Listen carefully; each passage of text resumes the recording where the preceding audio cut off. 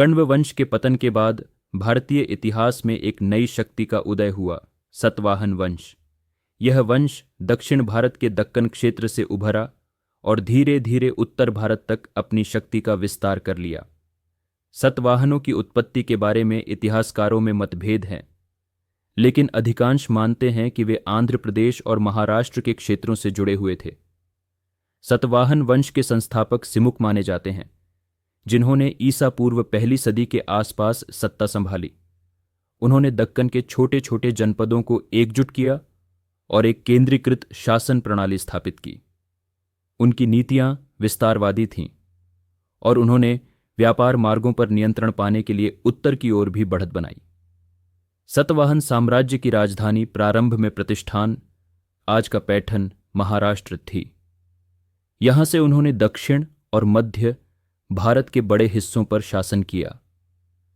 सतवाहनों के शासनकाल में समुद्री व्यापार का विशेष महत्व था। अरब सागर के तटवर्ती बंदरगाहों से रोमन साम्राज्य तक वस्त्र, मसाले, रत्न और मोती का निर्यात होता था। सतवाहनों ने बौद्ध धर्म और ब्राह्मण धर्म दोनों का संरक्षण किया।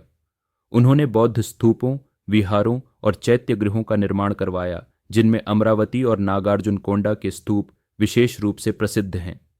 साथ ही वे वैदिक यज्ञों और ब्राह्मण पुरोहितों को भी संरक्षण देते रहे। यह धार्मिक सहिष्णुता उनके शासन की एक बड़ी विशेषता थी। सिमुक के बाद उनके भाई कृष्ण और फिर शातकर्णी प्रथम ने साम्राज्य का विस्तार जारी रखा।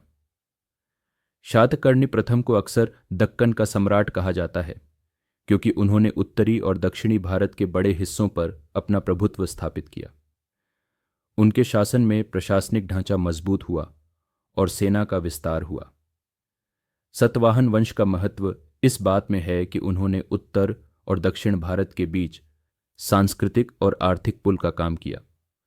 उनके शासनकाल में भारत का अंतर्राष्ट्रीय व्यापार, धार्मिक कला और स्थापत्य नई ऊंचाइयों पर पहुंचा। अगले अध्याय में हम देखेंगे कि सतवाहन वंश कैसे अपने स्वर्णकाल में पहुंचा और भारतीय इतिहास पर अपनी अमिट छाप छोड़ी। अगर आपको इतिहास आसान और दिलचस्प लग रहा है तो वीडियो को लाइक करें, चैनल को सब्सक्राइब करें और इंडिया इन 5 मिनट्स के साथ जुड़े रहें।